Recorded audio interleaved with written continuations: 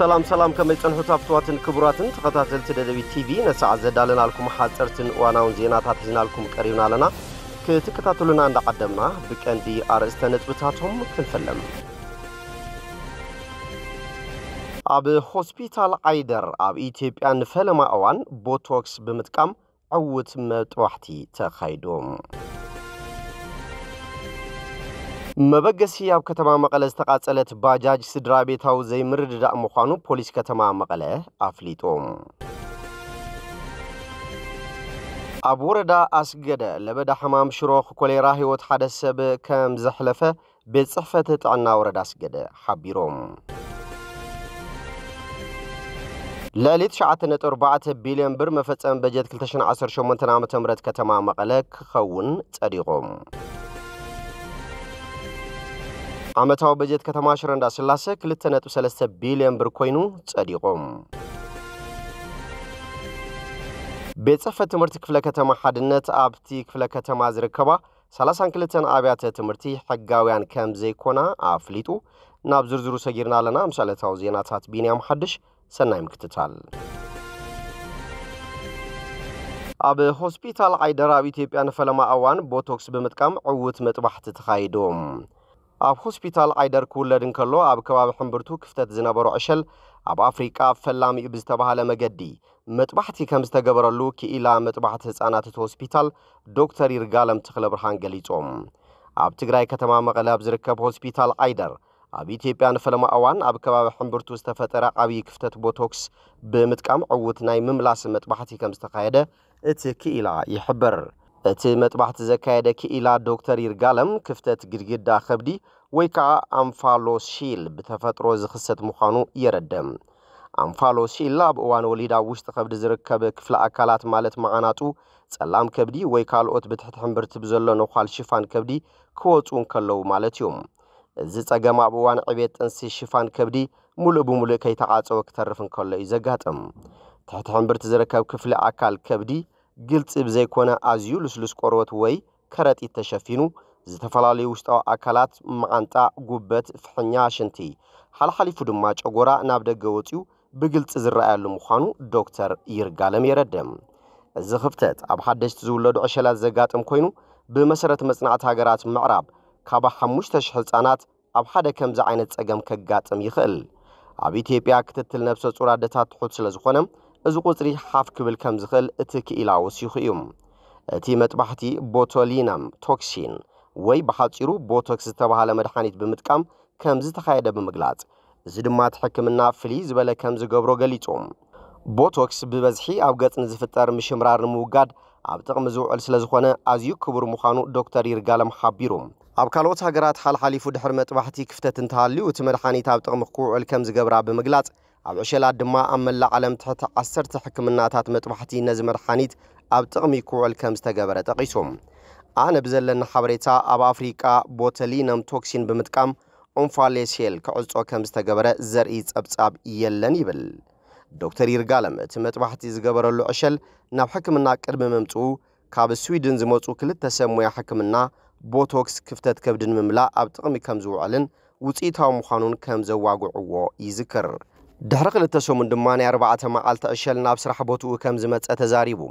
መጀመርታ ክፍተት ኣብ ዘለዎ ከባቢ ዝቕባእ መድኃኒት ወይ ከዓ ጂቪ ከም ዝተጠቐመን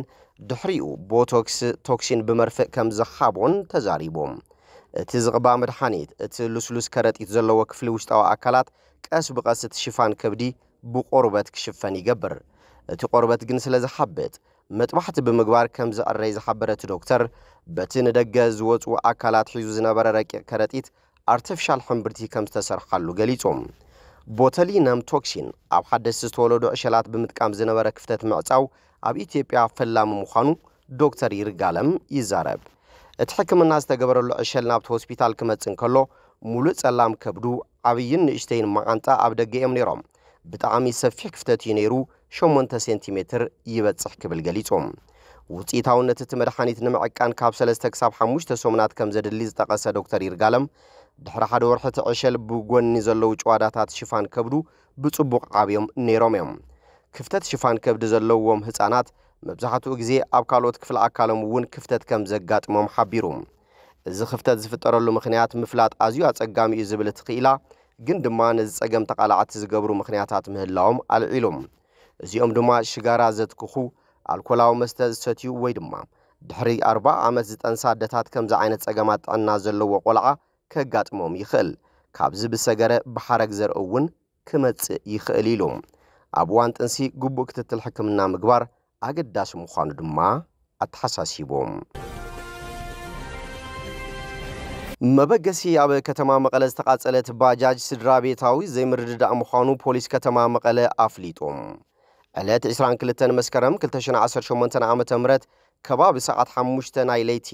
ሰለስተ እግራ ተሽከርካሪት ባጃጅ ብሓውና ተባረዐት ኣብ ማሕበራዊ ሚድያ ተዘርጊሑ ምንባሩ ዝፍለጥ እዮም ነቲ ኩነታት ኣመልኪቶም ኣዛዝ ፖሊስ ክፍለ ከተማ ሓድነት ምክትል ኢንስፔክተር ኣታኸልቲ ገብረ መድህን ነባርነቱ ኣብ ከተማ መቐለ ክፍለ ከተማ ሓድነት ጣብያ መትከል ዝኾነ ክብሮም ወልደ ትንሳኤ ዝተባሃለ መንእሰይ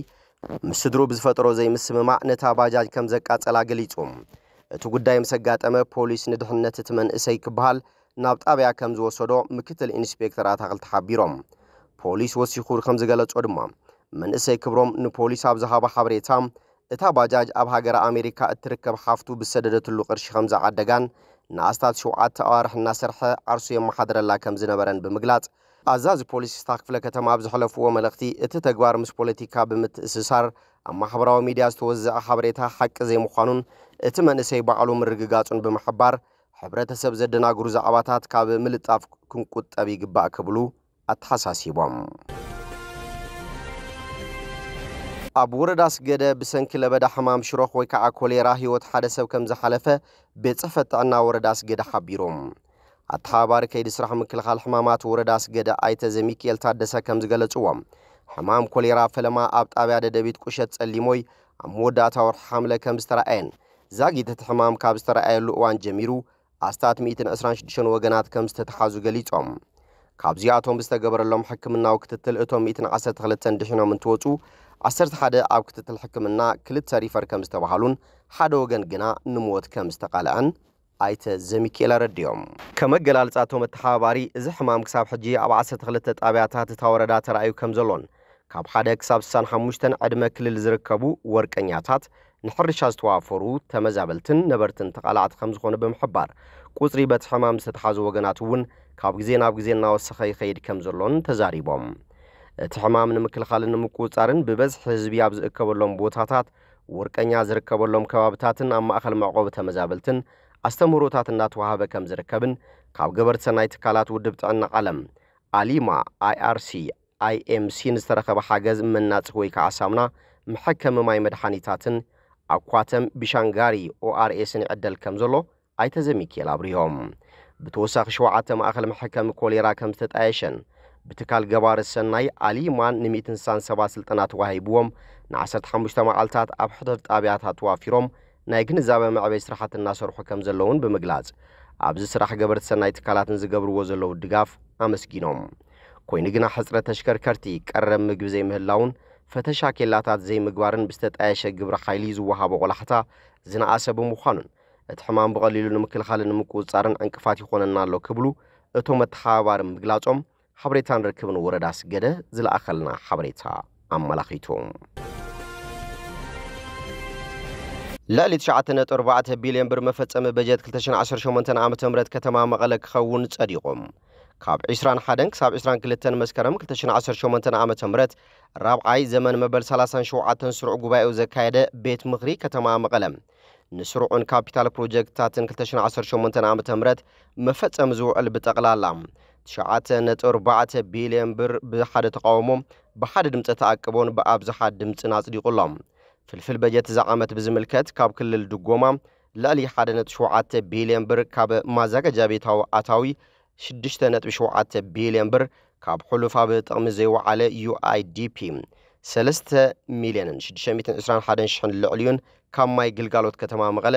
957,791,000 ልዕልዩን ካብ 104.4 ሬድዮ FM መቐለ 22,837,000 ልዕልዩን ከም ዝኾነ ሓላፊ ቤት ጽሕፈት ትልምን ፋይናንስን ከተማ መቐለ ወይዘሮ ሰናይት ብርሃኑ ኣረድየን ካብ ሓፈሻዊ በጀት ዛ ዓመት 5.4 ቢልዮን ብር ንመፈጸም በጀት ካፒታል ፕሮጀክታት ከም ዝውዕል ገሊጸን ክብል ድማ ሓበሬታን ርክብን ከተማ መቐለ ገሊጾም ዓመታዊ በጀት ከተማ ሽረ እንዳስላሴ 2.3 ቢልዮን ብር ኮይኑ ጸዲቁም ቤት ምኽሪ ከተማ ሽረ እንዳስላሴ ዓመታዊ በጀት 2018 ዓመተ ምህረት ከተማ 2.3 ቢልዮን ብር ክኸውን አጽዲቁሎም እቲ ቤት ምኽሪ ነዚ ዘጽደቀ ሳልሳይ ዘመን መበል 42 ስሩዕ ጉባኤ ቤት ምኽሪ ከተማ ኣብ ዝተኻየደሉ እዋን እዩ ጸብጻብ ኣፈጻጽማ ሕሉፍ ዓመት ስራሕቲ ከተማ ዘቕረቡ ከንቲባ ከተማ ኣይተ ገብረመድህን ዮሐንስ ካብ ክልል ዝድጎም 350 ሚልዮን ብር 1.5 ቢልዮን ብር ድማ ካብ ቤት ማዘጋጃ ከተማን ካልኦት ፍልፍላት እቶትን ብምጥቃም ሕቶ ማሕበረሰብ ንምምላስ ክስራሕ ምዃኑ ገሊጾም ብፍላይ ዘይተመልኡ ኣስፋልቲ ንጻፍ ጽሩብ እምንን ካልኦት መሰረተ ልምዓታት ንምዝዛም ብትኹረት ከም ስራሕ ተዛሪቦም ኣፈ ጉባኤት ቤት ምኽሪ ወይዘሮ መዓዛ ገብረ እቲ ቤት ምኽሪ ጸብጻብ ኣፈጻጽማ ስራሕቲ 2017 ዓመተ ምህረት ብዕምቆት ገምጊሙ ዝሓሸ ኣፈጻጽማ ዝነበሮም ቀጻልነት ክህልዎም ድኽመት ዝነበሮም ድማ ዘድሊ እርማትን መምሃር ስጉምትን ብምውሳድ ቀጻል ዓመት ሕብረተሰብ ዝዓግበሎም ስራሕቲ ንምስራሕ ዝኽእል ምርድዳእ ከም ዝተገበረ ተዛሪበን ኣባላት እቲ ቤት ምኽሪ ብግዶም ዝተሰለዐ በጀት ህዝቢ ኣማዕሉ ንኽውዕልን ጠለባት ዝወከሎም ህዝቢ ንኽማልኡ በርቲዖም ከም ዝሰርሑ ተዛሪቦም እቲ ቤት ምኽሪ ምምሕዳር መሬትን ካዳስተርን ዝነበሩ ኣመራርሓ ብምውራድ ብኻልእ ብምቕያርን ምክትል ኣፈ ጉባኤ ብምሻምን ውዕሉ እዛዚሙ እዮም ሓላፊ ቤት ጽሕፈት መሬትን ካዳስተርን ከተማ ሽረ እንዳስላሴ ዝነበሩ ኣይተ ሃይለ ማርያም ሓጎስ ካብ ሓላፍነት ከም ዝወረዱ እውን ንምፍላጥ ተኻኢሉሎም ቤት ጽሕፈት ትምህርቲ ክፍለ ከተማ ሓድነት ኣብቲ ክፍለ ከተማ ዝርከባ 32 ኣብያተ ትምህርቲ ሕጋውያን ከም ዘይኮና ኣፍሊጦም እቲ ቤት ጽሕፈት ብዕለት 8 ወርሒ 12 2017 ዓመተ ምህረት ብቁጽሪ 255 እዝባር 35 ኣብታ ክፍለ ከተማ ዝርከባ 14 ትካላት ትምህርቲ ሕጋውያን ኣይኮናን ኢሉ ብዝጸሓፈልና መሰረት ሽፋን ሚድያ ተዋሂብዎ መንባሩ ዝዝከር እዩ ይኹን እምበር ካብ ሰብ ዋናተን ትካላት ብዝቐረበ ተደጋጋሚ ሕቶ ሓላፊ ቤት ጽሕፈት ትምህርቲ ክፍለ ከተማ ሓድነት ኣይተ ዘርኡ ሃይለ ስላሰም ተደጋጋሚ ቆጺርናዮም ብመሰረት ቆጽሮኦም ክርከቡን ክቐርቡን ስለዘይካሉ ኣብዚ ጉዳይ ሕቶ ዘለዎም ወገናት ንምትእንጋድ ቁሩባት ምዃንና ክንሕብር ንፈቱ ክብሉ ገሊጾም እምባር ከስፍቷትን ክቡራትን ተኸታተልቲ ደደቢት ቲቪ ነሰዓት ዘዳልናልኩም ዜናታት ነዚኦም ይመስሉ ስለትምክታልኩም ኣመስጊና ብኻልኦት ክሳብ ንራኸብ ሰሰናይ ንዓኹም